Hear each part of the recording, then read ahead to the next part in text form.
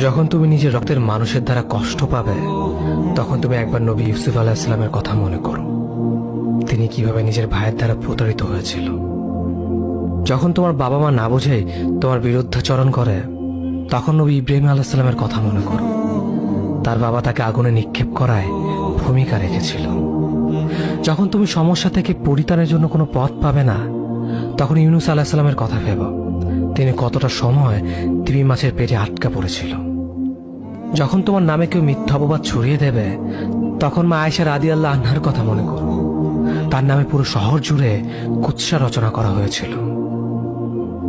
যখন তুমি অসুস্থ ব্যথার যন্ত্রণায় কাতরাতে থাকো, তখন নবী আইয়ুব আলাইহিস সালামের কথা ভেবো।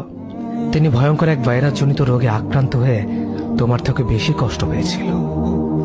যখন তুমি দিনের কোনো বিধান নীতিতে যুক্তি খুঁজে পাও না, তখন নবী নূহ আলাইহিস সালামের কথা ভেবো। তিনি কোনো প্রশ্ন ছাড়াই মরুভূমিতে নৌকা তৈরি করেছিল।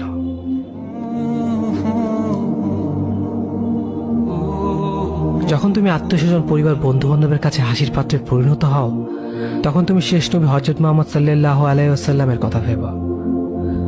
রাসূল সাল্লাল্লাহু আলাইহি ওয়াসাল্লাম বলেছিলেন, সবচেয়ে বড় পরীক্ষা দিয়ে সব থেকে বড় পুরস্কার আসে।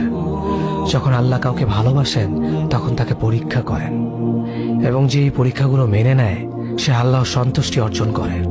আর যে অভিযোগ করে, সে তার ক্রোধের পাত্র হয়। হে আল্লাহ, তোমার কথা মনে করা, তোমার প্রতি কৃতজ্ঞ হওয়ার এবং তোমার ইবাদত করার তৌফিক আমাদের দান করো। আমিন। যেভাবে তুমি সন্তুষ্ট হও, সেভাবেই আমাদের পরিচালিত করো।